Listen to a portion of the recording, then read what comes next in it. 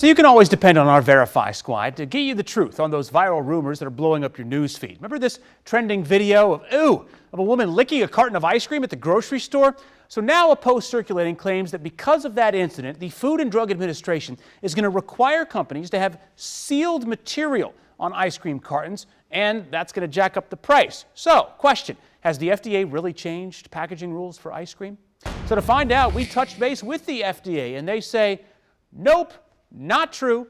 So when the FDA makes changes to food packaging regulations, it doesn't happen quick. There's a notice of proposed rulemaking, a public comment period, blah, blah, blah, then an additional review process before any final changes. As for Bluebell ice cream, they tell us they're always looking at ways to add a layer of protection during the manufacturing process, but no changes have been made at this time. So we can't verify. False. The FDA has not changed ice cream package requirements. Listen, fake news sometimes can just freeze you in your tracks. Delicious, chunky news nuggets there on your Facebook feed, often false. If you've got something you want verified, reach out to me directly with those questions. I'm on Facebook and Twitter at AdamLongoTV. You can also email the team, verify@WSA9.com.